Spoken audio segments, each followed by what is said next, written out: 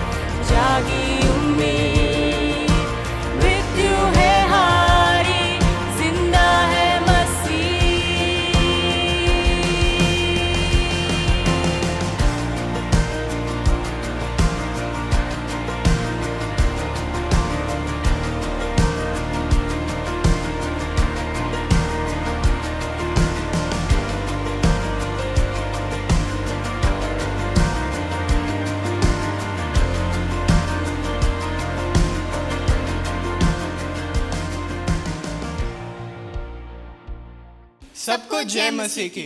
आप सभी को स्वतंत्रता दिवस की हार्दिक शुभकामनाएं। 1 Peter 2:16 says, "Live as free people, but do not use your freedom as a cover-up for evil. Live as God's slaves." स्वतंत्र व्यक्ति के समान जियो, किंतु उस स्वतंत्रता को बुराई के लिए आड़ मत बनने दो। परमेश्वर के सेवकों के समान जियो। Freedom is a wonderful gift which should be cherished, encouraged, and protected by people everywhere.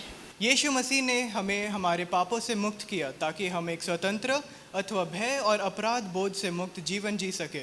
परमेश्वर के इस महान कृपा के प्रति हमारी प्रतिक्रिया एक दूसरे से प्रेम करना और एक दूसरे को क्षमा करना होना चाहिए। परमेश्वर ने हमें अपने इकलौते पुत्र यीशु मसीह के द्वारा क्षमा दी, परंतु इसका मतलब यह नहीं कि हम अपने पापों को सही ठहराने के लिए अपनी स्वतंत्रता का दुरुपयोग करें। इसका अर्थ ये है कि हम पूरी ईमानदारी से परमेश्वर की सेवा करें, वो कार्य करें जो परमेश्वर हमसे करवाना चाहते हैं और क्षमा किए जाने के इस महान विशेष अधिकार का साझा करें। क्योंकि जब हम अपने पापों के गुलाम बन जाते हैं तब हमारी आज़ादी खत्म हो जाती है। It is essential for us to understand that this is not our sinning that makes you a slave to sin. Instead, it is your slavery that causes you to sin. So we are free from something to be free to do something. To explain further, we are free from being slaves to sin and free to serve God. May God bless you all. Jai Hind. It's so good that we can come with this fashion to worship the Lord. ये बहुत ही अच्छा है कि इस तरीके से हम परमेश्वर की आराधना करने के लिए आ सकते हैं। As every time I remind you, wherever you are, God is there and He loves you so much. जैसे मैं हमेशा आपको याद दिलाता हूँ कि आप जहाँ कहीं पर भी हैं जैसे हैं, परमेश्वर आपसे बहुत प्यार करता है। So while we were listening to the Word of God, just put your focus or your mind in the Word of God and think about God. जब हम परमेश्वर के वचन को सुनते हैं तो अपने मन को परमेश्वर के ऊपर लगाएं और उसके बारे में हम सोचें। When I'm talking to you about, when I say about God, I'm talking about the person called God who is the maker of heavens and the earth. जब मैं कह रहा हूँ कि परमेश्वर के बारे में, तब आप ऐसे व्यक्ति जो स्वर्ग और पृथ्वी का रचयिता परमेश्वर है उसके बारे में सोचें। We're not talking about all those who claim themselves to be gods and goddesses. हम उनके बारे में बात नहीं कर रहे जो ये दावा करते हैं कि वो देवी और देवता हैं। They can claim themselves, anybody can claim themselves to be God. कोई भी ये दावा कर सकता है कि वो ईश्वर है। But God has some characteristics. लेकिन परमेश्वर के कुछ गुण हैं, चरित्र हैं। He is omnipresent, He is present everywhere at the same time. वो सब जगह में एक समय में उपलब्ध है, मौजूद है। So if you're talking about God or somebody claiming himself to be God, just know that what is his character? Is he present everywhere at the same time? तो जब कोई अपने आप को ईश्वर होने का दावा करता है तब आप सोच कर देखें कि जो ये दावा कर रहा है ईश्वर होने का, तो क्या एक ही समय में ये सब जगह मौजूद है? He's omnipotent, that means he can do anything and everything. क्या वो सर्वशक्तिमान है, जिसका अर्थ है कि वो कुछ भी सब कुछ कर सकता है। So it's not only claiming to be God, but will he or is he able to do everything or anything? सिर्फ ईश्वर होने का दावा ही करना काफी नहीं है, क्या वो सक्षम है कि वो सब कुछ कर सकता है? Another characteristic of God, basic characteristic, is He's omniscient. That means He can see everything. He's all knowing. एक और जो परमेश्वर का चरित्र है, गुण है, वो ये है कि वो सर्वव्यापी है, वो सब चीजें देख सकता है। That means He knows the past, He knows the present, and He can foresee the future. इसका अर्थ ये है कि वो बीता समय जानता है, आज का दिन जानता है और आने वाला भविष्य वो देख सकता है, जानता है। So all those who are claiming themselves to be God, are they really God? तो जो अपने आप को ईश्वर होने का दावा करते हैं, क्या वो सच में ईश्वर हैं? I can claim myself to be Bill Gates. मैं अपने आप को ये दावा कर सकता हूँ कि मैं बिल गेट हूँ। The richest person in the earth, the whole earth. पूरी दुनिया का सबसे अमीर व्यक्ति। I can try to prove it to you. मैं शायद आपको ये बात साबित करने की कोशिश भी करूँ। But am I really Bill Gates? लेकिन क्या सच में मैं बिल गेट हूँ, सबसे धनी हूँ? Do I have so much of money? क्या मेरे पास इतना पैसा है? Am I the richest person on this earth? क्या इस पृथ्वी पर सबसे धनी व्यक्ति मैं ही हूँ? You can check it. आप इसे खुद जान सकते You हैं। know it. आप जानते हैं ये। So, everybody, those who claim themselves to be God, are they God or they are not God? You can check it yourself. तो जितने अपने आप को देवी देवता होने का दावा करते हैं, तो आप अपने आप से ये जांच सकते हैं कि क्या सच में वो ईश्वर हैं, परमेश्वर हैं। God is one. परमेश्वर एक है। And everybody believes that God is one. और हर कोई यही मानता है, विश्वास करता है कि परमेश्वर एक है। But some people believe that there are many gods and out of that God is one. और कुछ लोग लेकिन ये मानते हैं कि बहुत सारे ईश्वर हैं और अब हमारा परमेश्वर उसमें से एक है। Which God you are talking about? आप किस परमेश्वर की या ईश्वर की बात कर रहे हैं? God, that God who has made the entire universe, and He is from the beginning and He will be till the end. वो परमेश्वर जिसने सारे ब्रह्मांड को बनाया है, जो शुरुआत से अंत तक है। So we are talking about that God. तो हम ऐसे परमेश्वर की, उस परमेश्वर की बात कर रहे That हैं। God loves you. वो परमेश्वर आपसे प्यार करता है। That God, He wants to have a relationship with you. वो परमेश्वर आपके साथ एक रिश्ता चाहता है। So we will talk about book of Romans chapter 12 verse 1. तो हम बात करेंगे रोमियो की किताब 12 अध्याय उसका 1 वचन। It says, therefore, I urge you, brothers and sisters, in view of God's mercy, to offer your bodies as a living sacrifice, holy and pleasing to God. This is your true and proper worship. यहाँ कहता है, इसलिए हे भाइयों, मैं तुमसे परमेश्वर की दया स्मरण दिलाकर विनती करता हूँ कि अपने शरीरों को जीवित और पवित्र और परमेश्वर को भावता हुआ बलिदान करके चढ़ाओ, यही तुम्हारी आत्मिक सेवा है। The writer is writing here. We do not know who is the writer here, but the writer is writing here. He's starting it with therefore. और यहाँ जो लेखक है जो बात कर रहा है, हम नहीं जानते कौन है, लेकिन वो लेखक शुरुआत कर रहा है इसकी इसलिए शब्द से। That means there has something happened in the, right before this. और इसका अर्थ ये है कि जब इसलिए शब्द का इस्तेमाल हुआ है, तो इससे पहले अभी अभी कुछ हुआ है। That means he has written something or he means something before this. इसका अर्थ ये है कि उसने ये चीजें लिखने से पहले कुछ चीजें कही हैं। So let's see this in chapter 11 verses 33 to 36. तो आइए हम देखें रोमियो 11 अध्याय उसका 33 से लेकर 36 वचन क्या कहता है। And Ravi is going to read it in Hindi. और And let's listen to it. मैं इसे आपके लिए हिंदी में पढ़ूंगा, आइए हम इसे सुनते हैं। यहाँ लिखा है, आहा, परमेश्वर का धन और बुद्धि और ज्ञान क्या ही गंभीर है, उसके विचार कैसे अतः, उसके मार्ग कैसे अगम है। प्रभु की बुद्धि को किसने जाना है, या उसका मंत्री कौन हुआ, या किसने उससे पहले उसे कुछ दिया जिसका बदला उसे दिया जाए, क्योंकि उसी की ओर से और उसी के द्वारा और उसी के लिए सब कुछ है, उसकी महिमा युगानुयुग होती रहे, आमीन।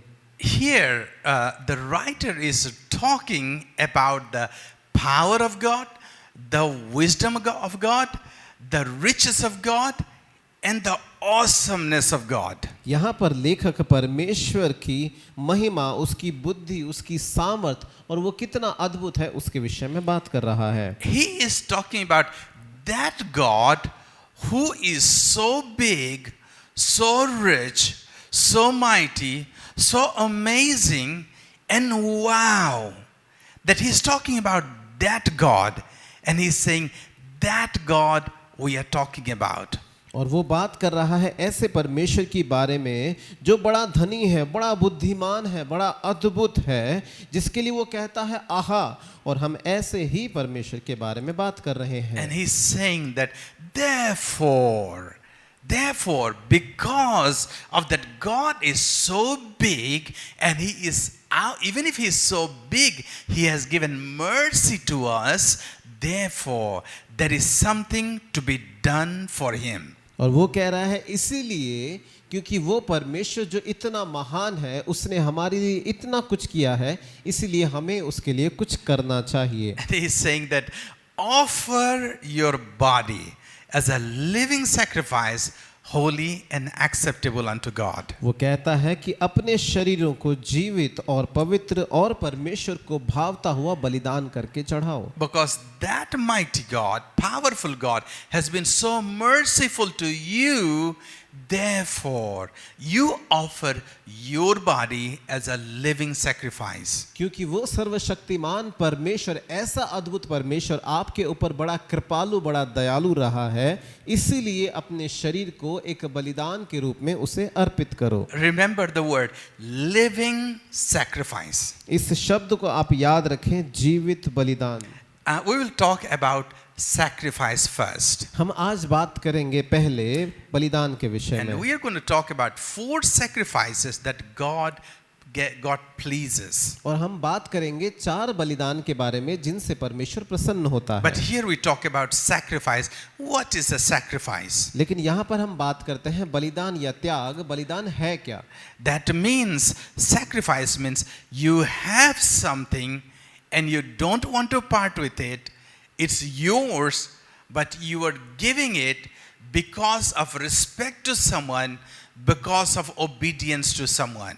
बलिदान का अर्थ ये है कि कोई चीज़ है जो आपका हिस्सा है, आप उसे अपने आप से अलग नहीं करना चाहते, लेकिन किसी के आदर में या किसी के आप आज्ञाकारिता में उसे दे देना चाहते हैं, त्याग देना चाहते हैं। People in the olden days, they used to bring sacrifice to the temple. पुराने समय में लोग मंदिर में बलिदान लेकर आया करते थे। They used to bring the goat or sheep or birds, and they bring to the temple, and they used to sacrifice. और वो लेकर आते थे भेड़, बकरी या पक्षी, उसे बलिदान करने के लिए लेकर आया करते You know what थे। is sacrifice? How they used to sacrifice? आपको पता है बलिदान क्या है? वो कैसे बलिदान किया करते थे? They used to bring the animal or the bird to the altar or before God. और वो क्या किया करते थे कि उस बलिदान को, उस बलि को वेदी के सामने मंदिर में लाते थे। They used to take a big knife, एक बड़ा खंजर या चाकू लिया करते थे, and they used to tie the hands and the legs of the animal. और उस पशु के हाथ और पैर वो बांध देते थे। And you can imagine when you tie the hands of the legs of an animal, और आप सोच सकते हैं कि जब आप किसी पशु के हाथ या पैर बांध दें, how does it behave? तब वो पशु कैसा बर्ताव करेगा। There is a chicken market, meat market beside, is not very far from my house. और मेरे घर से ज़्यादा दूरी पर नहीं है, एक चिकन की मार्केट है। And we go to buy chicken there. हम वहाँ पर जाते हैं चिकन खरीदने के And लिए। when you want to buy a kilo or 1 chicken, और जब आप एक चिकन खरीदना चाहते हैं, किलो खरीदना चाहते हैं, the butcher picks up a chicken, और वो जो कसाई है उस चिकन को लेता है, holds the hand, holds the wings, उसके हाथ पकड़ता है, उसके पंख पकड़ता है, and holds the neck of the chicken, और उस मुर्गी की गर्दन पकड़ता है, and sharpens the knife, और उसके हाथ में जो चाकू होता है उसे वो तेज धार करता है, and he runs the knife on the neck of the chicken. और उस मुर्गी की गर्दन पर उस चाकू को चला देता है। And the chicken just jumps over there, headless chicken jumps over there and tries to survive. और वो बिना सर कटा हुआ जो मुर्गी है वो अपने जीवन के लिए वहां तड़पती है, That, and at the end of the day it dies. और फिर थोड़ी देर बाद वो मर जाती है।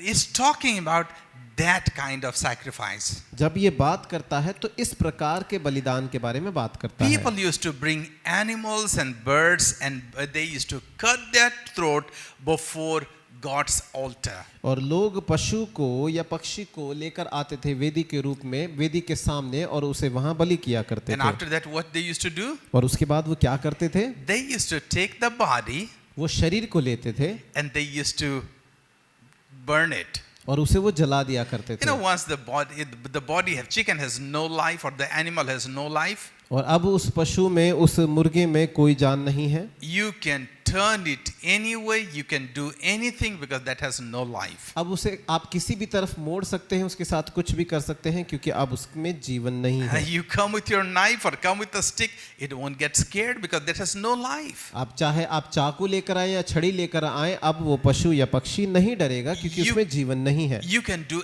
anything and it cannot be moved. आप उसके साथ कुछ भी करें और वो हिलेगा डुलेगा नहीं। Whatever you do with the body, it will happen. आप शरीर के साथ जो करेंगे वैसा ही होगा। Now Paul is talking to him, talking to the people in the church. अब पौलुस यहाँ पर कलीसिया के लोगों से बात कर रहा है। Remember, he's talking to the brothers and sisters. याद करें इस बात को कि वो भाइयों और बहनों से बात कर रहा है। He's talking to you. वो आपसे बात कर रहा है। Remember, offer your body. वो कहता है कि याद रखो, अपने शरीर को चढ़ाओ। What is he saying? Offer it. वो क्या कह रहा है? चढ़ाओ। How do you offer it? आप कैसे चढ़ाते हैं? You offer it willingly. आप इसे स्व इच्छा से चढ़ाते हैं। That means you take your body, yourself, and give it to God and say, God, I want you to do whatever you want to do with me. इसका अर्थ ये है कि आप अपने आप को, अपने स्वयं को परमेश्वर को दे देते हैं और कहते हैं कि परमेश्वर जो आप चाहते हैं वो आप करें। I submit myself unto you. मैं अपने आप का समर्पण आपके सामने करता हूँ। And he says that offer your body as a living sacrifice. और वो कहता है कि अपने शरीर को एक जीवित बलिदान चढ़ाओ। No one likes to die. कोई भी मरना नहीं चाहता। A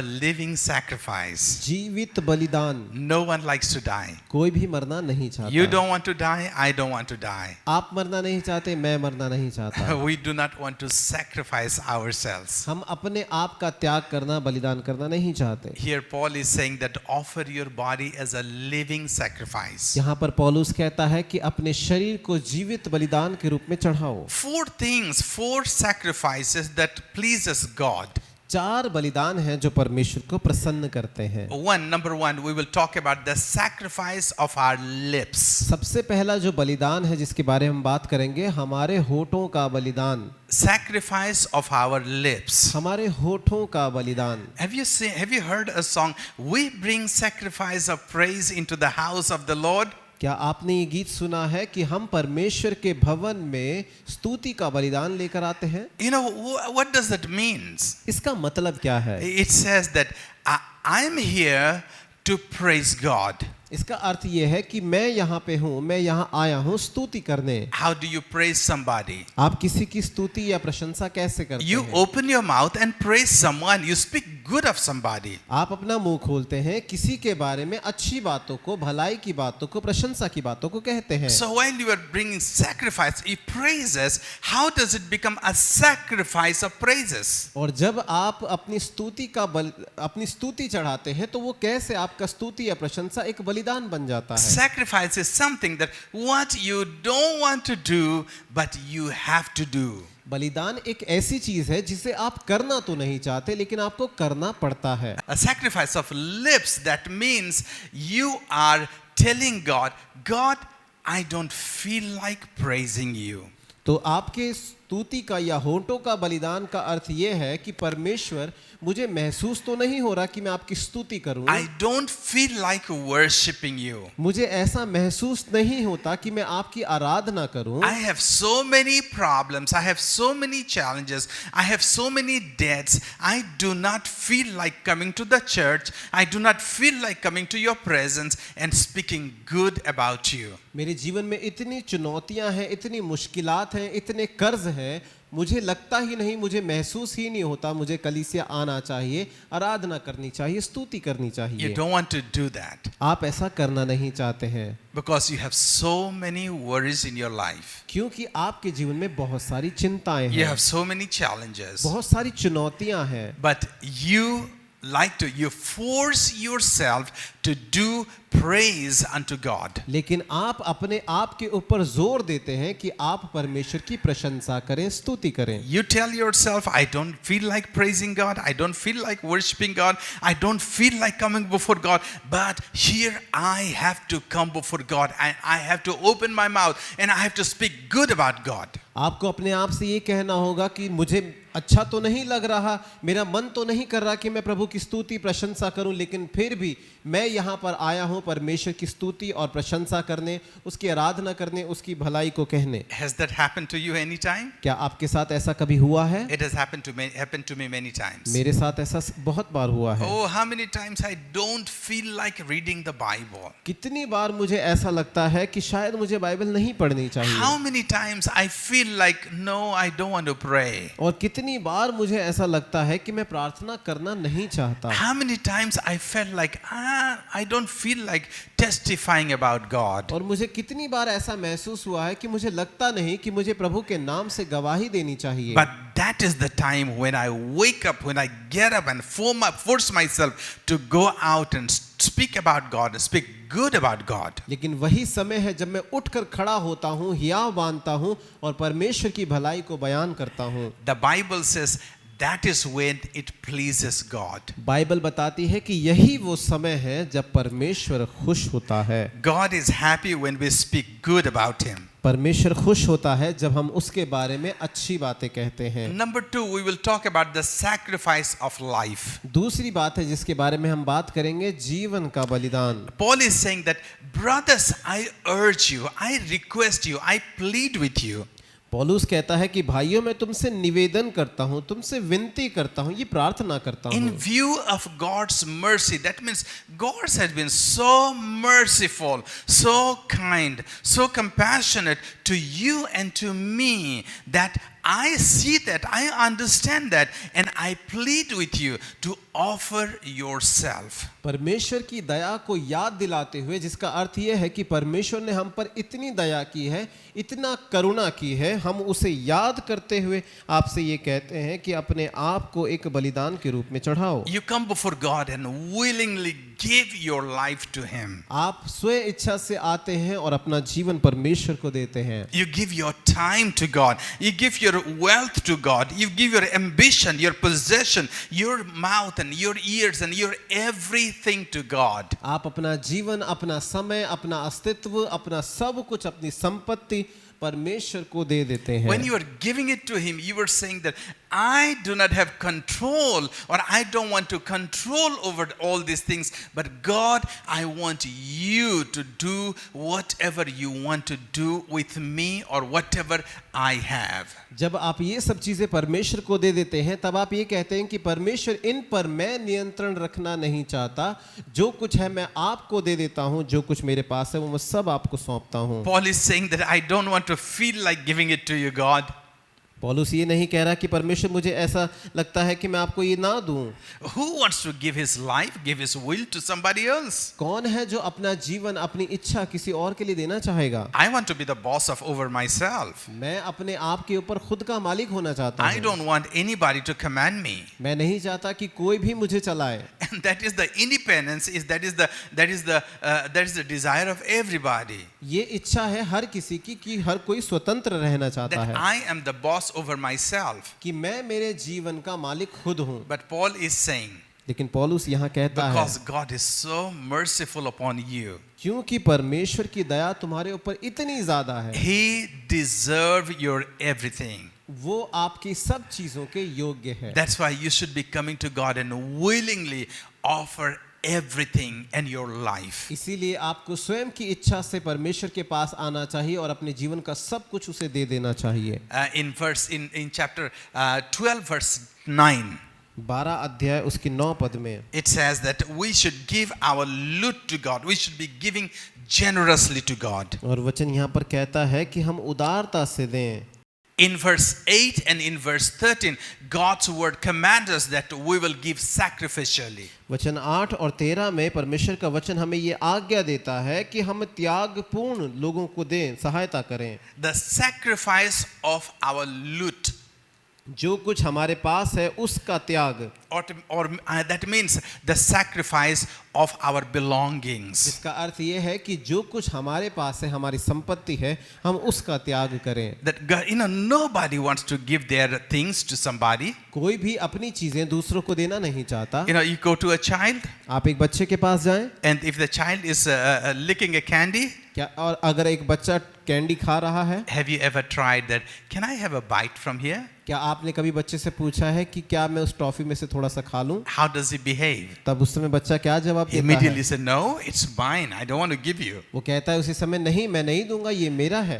It's the basic nature of everybody. ये हर एक का बुनियादी स्वभाव है। Once something come to our hand, जब कुछ चीज हमारे पास आती है, we do not want to let go. हम उसे जाने देना नहीं We want to चाहते। have it as our own. हम चाहते हैं कि वो हमारी ही होकर रहे। We want to use it. We want to have control over it. हम चाहते हैं उसे इस्तेमाल करें, उसे नियंत्रण में रखें। With the bigger people, older people, बड़े लोगों के साथ जो बड़ी आयु में हैं, like you and me, we do not want to part with our money, our wealth. और आप और मैं जैसे हैं कि हम अपने धन को देना नहीं चाहते, संपत्ति को देना नहीं चाहते। Even though we know that all our wealth, it doesn't belong to us, it's given by God and it belongs to God. जबकि हम जानते हैं कि जो कुछ हमारे पास धन है वो परमेश्वर का है, उसी ने हमें दिया है, हमारा नहीं है। And the Bible says that God is saying that give your wealth, share your belongings sacrificially. Bible हमें कहती है कि त्यागपूर्ण, बलिदानपूर्ण अपनी जो तुम्हारे पास वस्तुएं हैं उन्हें दूसरों के साथ बांटो। Even it says that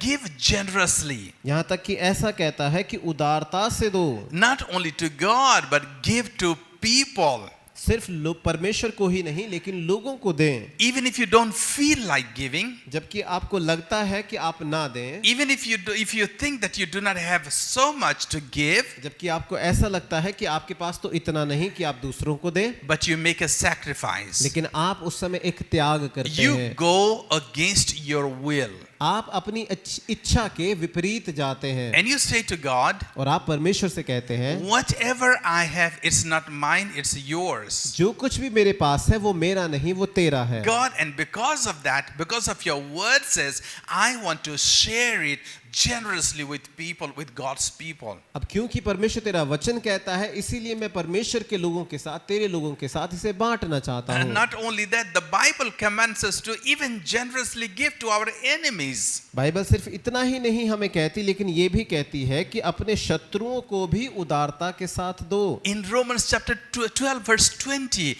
it talks about giving sacrificially to our enemies. और रोमियो 12 अध्याय 20 पद ये कहता है कि जो तुम्हारे शत्रु हैं उन्हें भी तुम त्यागपूर्ण दो। It says that when your enemy is hungry, वचन यहाँ कहता है कि जब तेरा बैरी भूखा हो, well, you would like to give to your friends. आप अपने दोस्तों को देना चाहेंगे, And many of you won't give, but you can just borrow to him. और शायद आप देना उसको, लेकिन आप उसे उधार दे दें। But what the Bible is saying is not about borrowing, it's about giving.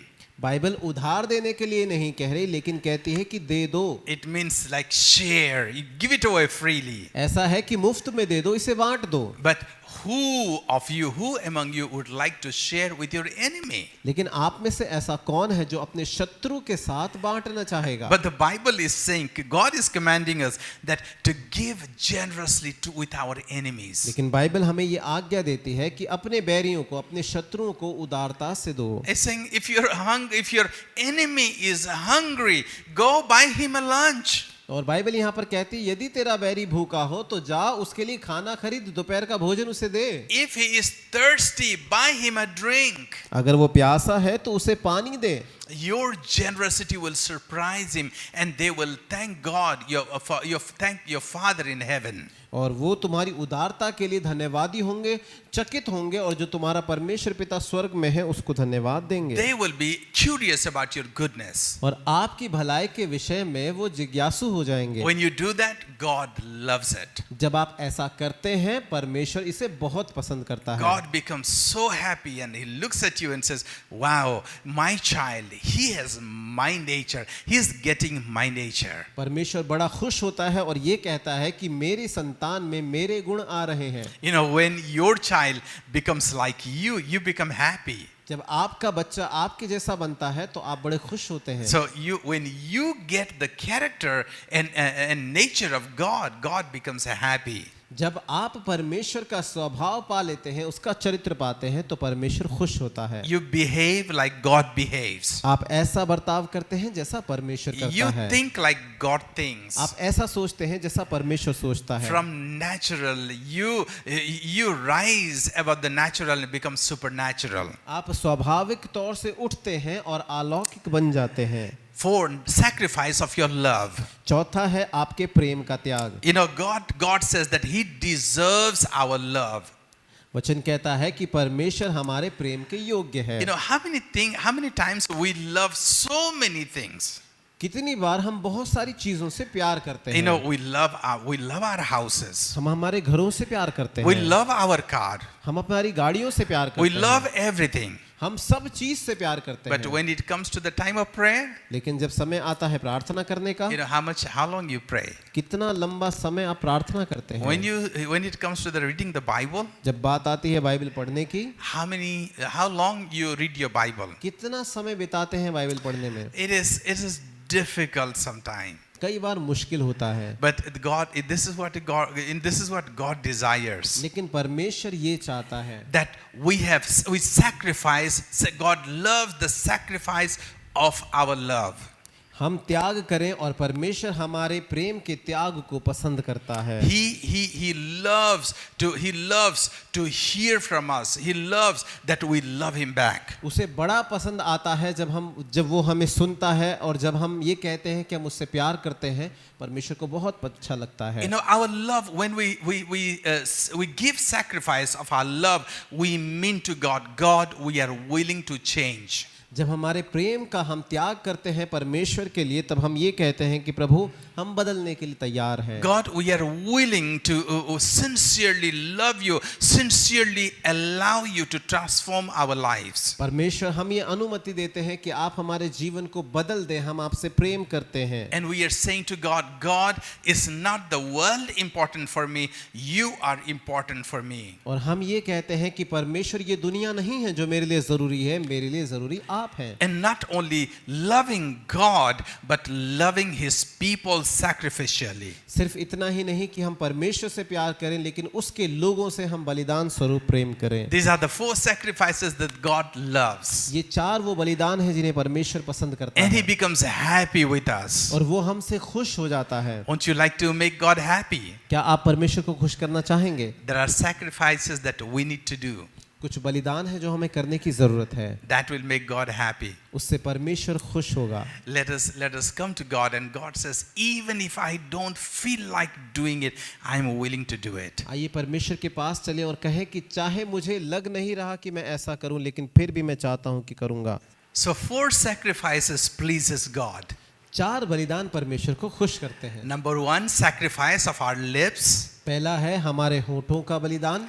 Sacrifice of our life. Number 2, दूसरा है हमारे जीवनों का बलिदान। sacrifice of our loot, or that means sacrifice of our wealth. हमारे Number 3, तीसरा है हमारी संपत्ति, हमारे धन का त्याग। and sacrifice of our love. और चौथा है हमारे प्रेम का बलिदान। Let us sacrificially love God with our life. आइए हम बलिदान स्वरूप अपने जीवन से परमेश्वर को प्रेम करें। Let's pray. आइए प्रार्थना करें। Father, in the name of Jesus, we come before you. पिता यीशु के नाम में हम आपके सामने आते हैं। And we praise you and worship you because you are God. हम आपकी स्तुति करते हैं, आपकी प्रशंसा करते हैं, क्योंकि आप परमेश्वर हैं। And even though you are God, you have been so kind and merciful to us. जबकि आप परमेश्वर हैं, आप हमारे ऊपर बड़े ही दयालु और कृपालु रहे हैं। And because of that, we come before you और उसकी वजह से हम आपके पास आते हैं and offer ourselves a living sacrifice. और अपने आप को एक जीवित बलिदान के रूप में चढ़ाते हैं। And God, we pray that you will receive us, you will accept us, और प्रभु हम ये प्रार्थना करते हैं कि आप हमें ग्रहण करें, स्वीकार करें and do with us as you wish. और जैसे आप चाहते हैं हमारे साथ वैसे करें। Let not my will but your will be done. हमारी नहीं, मेरी नहीं, लेकिन आपकी इच्छा पूरी हो। We give you glory, honor and praise, O God. हम आपको आदर, महिमा, स्तुति देते हैं परमेश्वर, In Jesus' name. यीशु के नाम में। Amen. आमीन। सबको जय मसीह की। गुड न्यूज़ ऑनलाइन चर्च सेवा में आप सभी का फिर से स्वागत है। ये समय है हम हमारा दान और दशमांश परमेश्वर के भवन में लाएं। वचन इस प्रकार कहता है, व्यवस्था विवरण 16 उसका 17 पद कहता है, सब अपनी अपनी पूंजी और उस आशीष के अनुसार जो तेरे परमेश्वर यहोवा ने तुझको दी है दिया करें। जब हम परमेश्वर के भवन में, परमेश्वर के राज्य में हर्ष या खुशी से बोते हैं तो परमेश्वर हमें उसे कई गुना ज़्यादा कर वापस करता है। वो कहीं ना कहीं किसी ना किसी रीत से ज़रूर हमें वापस वो लौटाता है।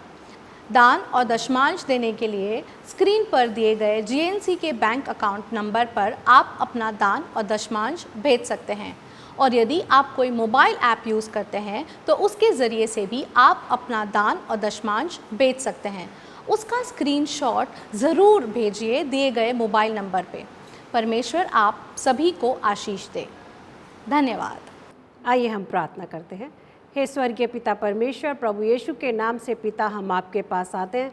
परमेश्वर हम धन्यवाद करते हैं सुंदर वचन के लिए प्यारे परमेश्वर, जो आपने आज हमें दिए प्यारे खुदा अपने दास के ज़रिए। प्रभु इन वचनों के ऊपर प्रभु आप अपना आशीष दीजिए। वह परमेश्वर इनको समझने के लिए अपना बुद्धि और ज्ञान से परमेश्वर आप हमें भर दीजिए प्यारे खुदावंद। परमेश्वर पूरे हफ्ते आपने हमें संभाल के रखा, आने वाले हफ्ता में भी प्रभु आप हमको संभाल के रखिए खुदा, ऐसी हम आपसे विनती करते हैं परमेश्वर। प्रभु हम धन्यवाद करते हैं, आपने हमारी विनती को सुना है। धन्यवाद करते हैं, सारा आदर महिमा गौरव प्रभु यीशु मसीह के नाम से पिता को देते हैं और इस विनती को अपने उद्धारकर्ता प्रभु यीशु मसीह के नाम से मांगते हैं। आमीन।